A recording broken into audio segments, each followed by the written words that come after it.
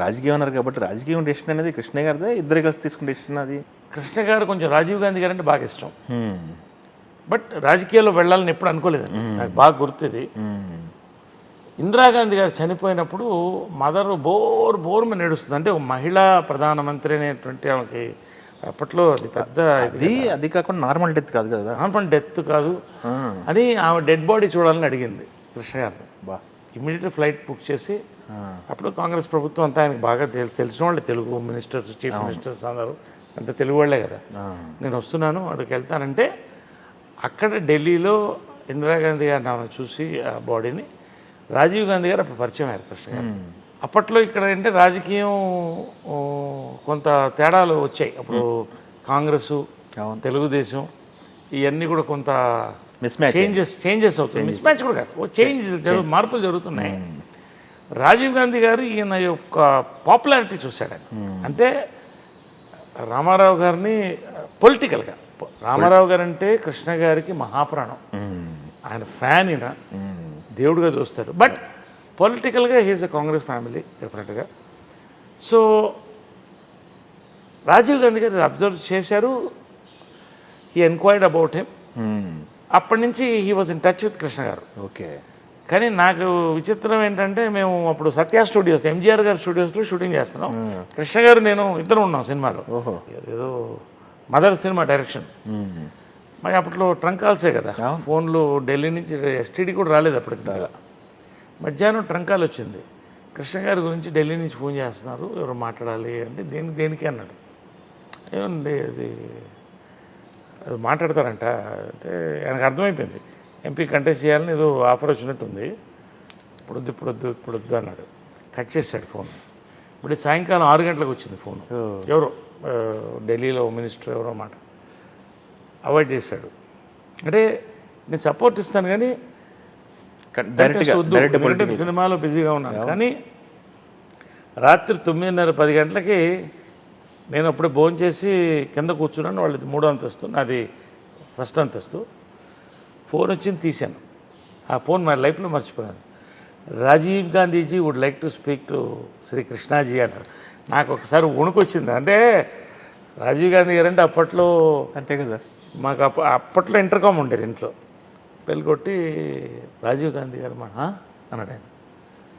రాజీవ్ గాంధీ గారు మాట్లాడతారంటే లైన్లో వాళ్ళ పిఏ ఉన్నాడు. ఏం చేస్తారంటే ఫోన్ తీసుకున్నాడు. అంతేగా, Krishna you are contesting from Eluru అన్నాడు. బాగా గుర్తు నాకు. So that was the take off point. Okay, take off point. Of course ఆయన రాజకీయంగా అంటే బేసిక్గా ఏంటంటే రాజకీయం అనేది ఒక అధ్యాయం, ఒక చిన్న అధ్యాయం అనుకోవాలి అంతే. సో ఆ ఒక అభిమానం మీద కంటెస్ట్ చేశాడు, గెలిచాడు, పెద్ద మెజారిటీతో గెలిచాడు.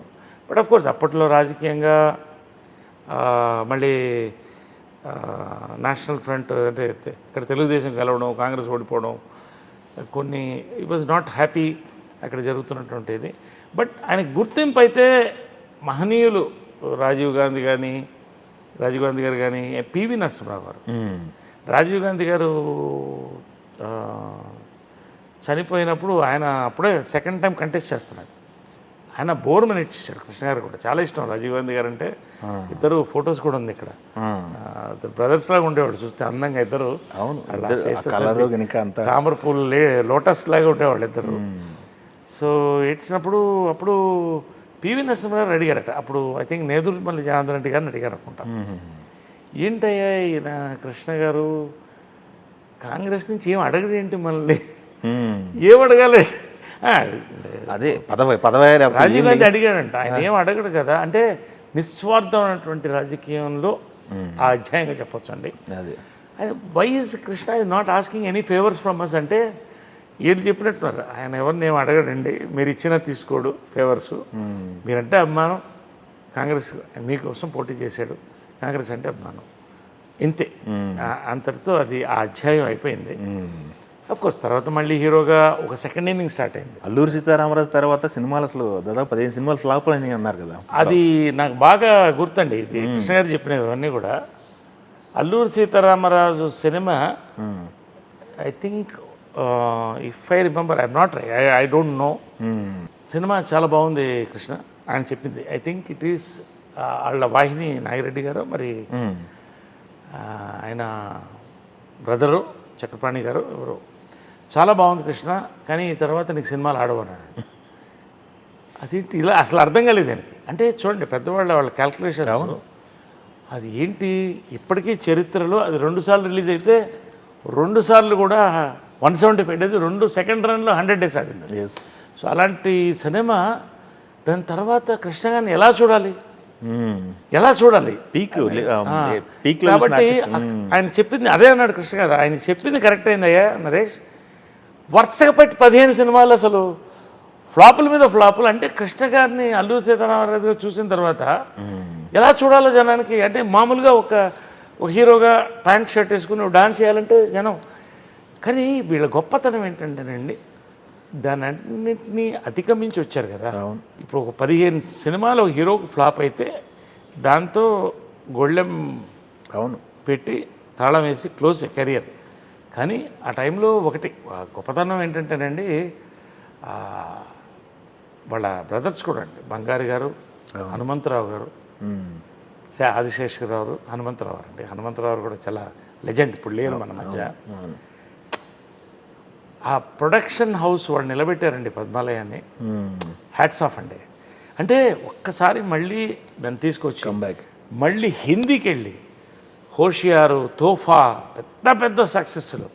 సో ఇవన్నీ కూడా ఇట్ ఈజ్ కృష్ణ గారు సక్సెస్కి, ఎంత పెద్ద సక్సెస్కి ఆయన ఫస్ట్ ధ్వజస్తంభం ఆయన అయితే, వీళ్ళందరూ కూడా పిల్లర్స్ అండి. బంగారు గారు కానీ, హనుమంతరావు గారు కానీ, ఆ ప్రొడక్షన్ హౌస్ని అలా నిలబెట్టి పద్మాలయాన్ని మళ్ళీ అది తలెత్తుకునేలా చేసి మళ్ళీ తెలుగు సినిమాలు పాడి పంటలు ఇవన్నీ తీసి మళ్ళీ సూపర్ డూపర్, చూడండి ఎక్కడి నుంచి ఎటు చెప్పి మళ్ళీ పాడి పంటలు లాంటి సినిమాలు ఇవన్నీ కూడా చేసి సూపర్ డూపర్ హిట్లు ఇచ్చి మళ్ళీ హీ వెంట్ టు, అప్పుడు రామారావు నెంబర్ 1 ఉంటే ఈయన నెంబర్ 2 ఉండేవాడు మాస్ హీరోల్లో. పోటీ ఉండేది. సో అలాగా తీసుకోవాలి. ఇవన్నీ కూడా ఒక పోరాటం అండి, ఒక లైఫ్. ఇవన్నీ చూసే అమ్మ నాకు చెప్పేది, సినిమాలు వద్దు నరేష్, నీకు చాలా కష్టం, నువ్వు తట్టుకోలేవు అనేది. నాకు అర్థమైంది అది ఏంటి సినిమాల్లో నేను తట్టుకోలేకపోతే. కానీ ఇప్పుడు స్టడీ చేస్తే వీళ్ళు ఎన్ని తరాలు దాటి మళ్ళీ రామారావు తర్వాత నెంబర్ 1 పొజిషన్కి వచ్చాడు ఆయన. మళ్ళీ రాఘవేంద్రరావు వీళ్ళ తర్వాత సూపర్ డూపర్ హిట్లు ఇచ్చారు, అగ్నిపర్వతం ఇవన్నీ. లాస్ట్లో సాగర్ ఇటువంటి వాళ్ళతో కూడా కృష్ణారెడ్డి తరాన్ని కూడా వచ్చి అందుకుని సూపర్ హిట్లు ఇచ్చాడు, నెంబర్ 1. కానీ నిజంగా ఇది రేర్ అండి. మనం ఏ లాంగ్వేజ్లో ఏ హీరోని కూడా చూడలేం. ఏ హీరోకి ఆ హీరోని గొప్ప నేను కాదంటలేదు, కానీ ఆయన గొప్పతనం ఆయనదే, ఆ గొప్పతనం వాళ్ళ గొప్పతనం వాళ్ళదంతే. వాళ్ళిద్దరు గట్టిగా ఒకళ్ళు నిలబడ్డారండి.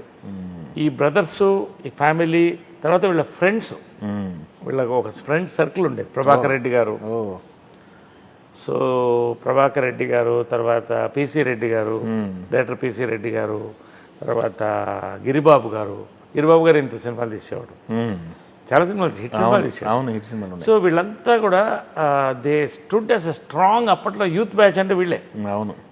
చాలా డెసిషన్లు కూడా స్పీడ్ డెసిషన్లు ఉండేవి, డైరింగ్ డాషింగ్ అంటే వెళ్ళిపోయింది మొత్తం. అలా వాళ్ళకి ఒక పేరు ఉండేదండి గ్రూప్ అంతా కూడా. లాస్ట్ వరకు కూడా ఆయన ఆ ఫ్రెండ్స్తో, అంటే ఆల్మోస్ట్ మదర్ బతికున్నంత వరకు కూడా సాయంకాలం ఖచ్చితంగా వెళ్ళడం, పిల్లలందరినీ కలవడం, మహేష్ని కానీ, ప్రియా, మంజు, పద్మ, అందరినీ ఎవరుంటే వాళ్ళందరినీ కలవడం, ఆఫీస్కి రావడం, ఆఫీస్లో గంట కూర్చోవడం, అదే ప్రిన్సిపల్ సిస్టమ్. ఇప్పుడు కలెక్షన్స్ అయినా ఉన్నాయి. ఇంకోటి ఏమనేవాడు అంటే హ్యూమన్ కంప్యూటర్ అనేవాళ్ళు. అసలు ఆంధ్రాలో ఎన్ని థియేటర్స్ ఉన్నాయి, అప్పుడు ఈ కంప్యూటర్లు లేవు, ఏమి లేవు. ఆంధ్రాలో ఎన్ని థియేటర్స్ ఉన్నాయి, ఎన్ని థియేటర్స్లో ఎన్ని టికెట్లు ఉన్నాయి, ఎన్ని తెగుతున్నాయి ఏ సినిమాకి, ఏ సీటు చిరిగిపోయింది, ఎన్ని సీట్లు బాగున్నాయి, ఏ స్క్రీన్లు బాగున్నాయి, సౌండ్ సిస్టమ్ బాగుంది కూడా చెప్పేవాడు అండి. అంటే ఇట్స్ ఏంటంటే ఒక ధ్యానం లాంటిది అది ఆయనకి. ఇట్స్ వాట్ యూ కాల్, ఒక పెనెన్స్ లాంటిది. సినిమా అంటే సినిమానే, ఆయన తెలిసిన సినిమానే. ఇంకా యాక్చువల్గా మెయిన్గా చూస్తే ప్రొడక్షన్ మెయిన్గా బంగారు గారు, హనుమంతరావు, బంగారు గారు వీళ్ళిద్దరూ మెయిన్ హ్యాండిల్ చేసేవాళ్ళు. Of course he was the back bone. But ఇదంతా ఒక ట్రావెల్ ఆఫ్ ఒక బిగ్ ఫ్యామిలీ అండి, led by super star daring dashing hero Krishna.